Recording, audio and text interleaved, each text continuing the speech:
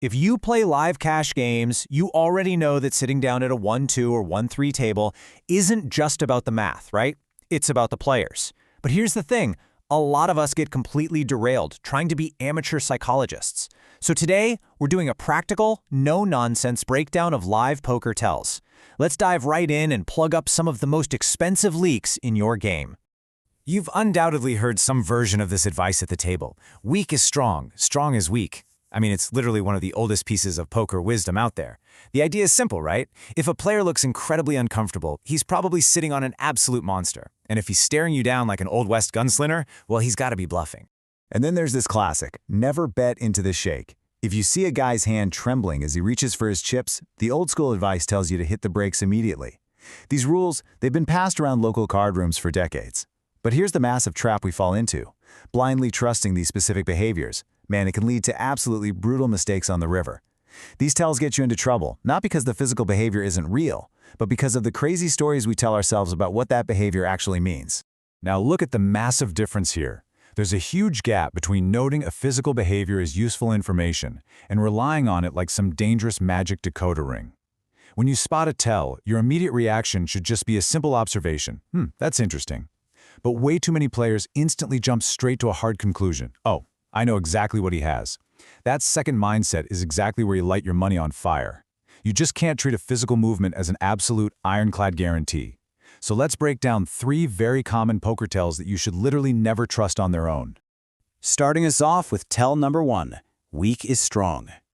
Let's put you right into a highly realistic 1-2 casino scenario to really test this out. Picture it. The green felt, the standard chip stacks, and your typical opponent sitting right across from you. You fire out $100 on the river. Your opponent? He's a classic old man coffee, maybe 70 years old, baseball cap, reading glasses, sitting behind his stack with his 2 hole cards heavily protected. You make your bet, he looks at you, he sighs heavily, he shakes his head, he rechecks his cards and mutters, "Well, I guess I'll call." Now, are you automatically supposed to think he's putting on an act and trapping you with a monster? If you instantly assume he's playing reverse psychology, you're totally ignoring some highly plausible realities. Let's look at the actual facts. Sometimes, the guy genuinely just hates his hand. He might be totally agonizing over whether to call your bet. He might just be super disappointed that you fired that final barrel on the river. Listen, not every sigh is an Oscar-winning performance, and not every reluctant call is a trap. Plus, don't forget this absolutely crucial point.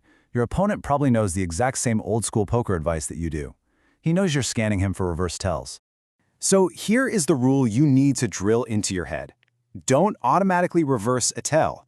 If your opponent looks weak, do not automatically decide he's strong. Sometimes weak just means weak. The obvious answer is very often the correct one, and overthinking that reverse psychology is exactly how you talk yourself into making a terrible call. I mean, if you've been sitting next to this guy for 20 minutes, one heavy sigh is nowhere near enough data to define his entire strategy. The shake. Let's dig into why this famously misunderstood advice has survived for so long. Okay, when a player is physically shaking while pushing chips into the pot, yes, it can absolutely be a sign of adrenaline and excitement from holding the stone-cold nuts. But we really need to challenge that traditional advice right now. Think about everything else that causes a human being to physically shake.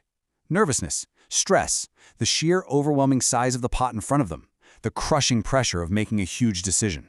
Or, hey, what about the massive adrenaline dump from executing a crazy multi-street bluff? When you see the shake, the only thing you actually know for sure is that they are having a physical reaction. You absolutely do not automatically know why. Let's put you in their shoes for a second. Imagine your head's up on the river. You bet $75, a guy in a quarter-zip sweater reaches for his chips, and his hand is visibly trembling. Your gut instinct screams, never bet into the shake.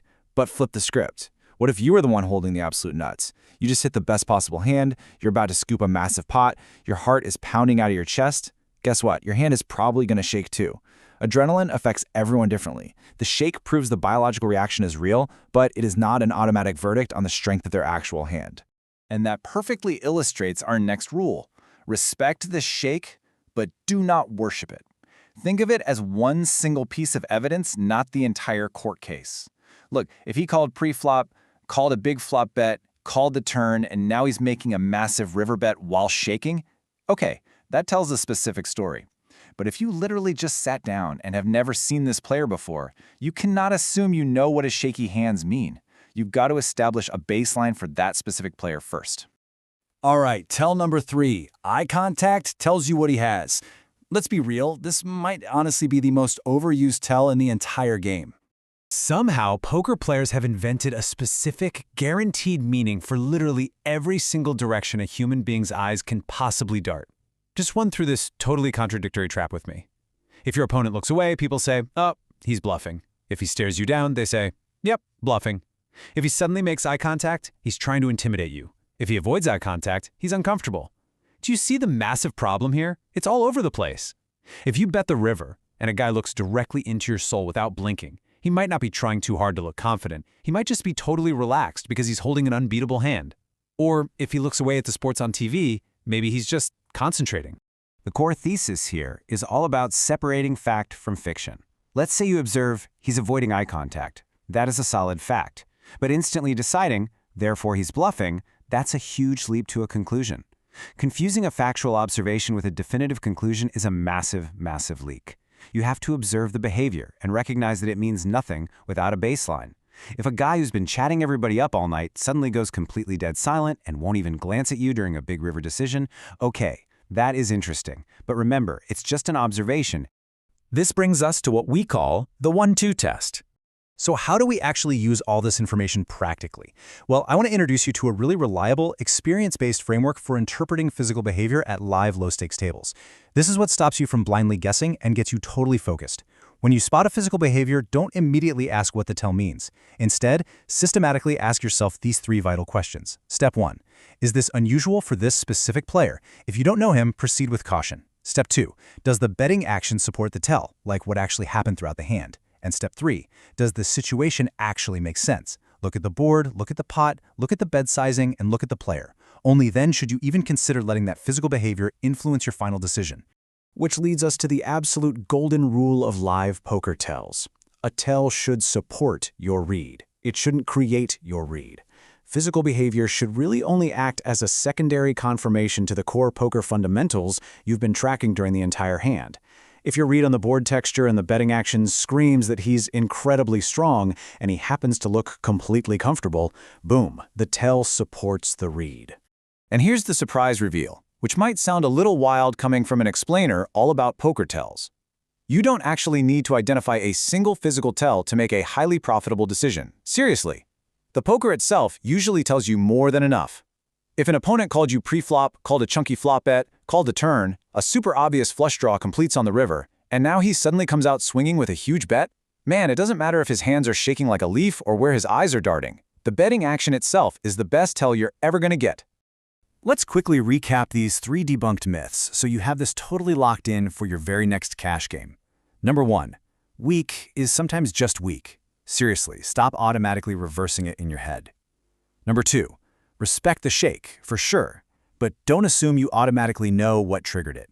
And number 3, never try to read a player's eyes without knowing exactly what normal looks like for that specific player first. You absolutely have to establish that baseline. Ultimately, literally anybody can notice that a guy's hands are shaking or that he won't make eye contact. The truly hard part? Knowing exactly how much weight to give that information. So I'm going to leave you with this question to chew on before your next session on the felt. Are you just sitting there watching people, or are you actually reading the story that the hand is telling you? Stop trying to memorize magic decoder ring tells. Learn to trust the action, build a rock-solid read, and let the physical evidence just be the cherry on top. If you stay focused on the fundamentals, you are well on your way to becoming a consistently winning player. Good luck out there.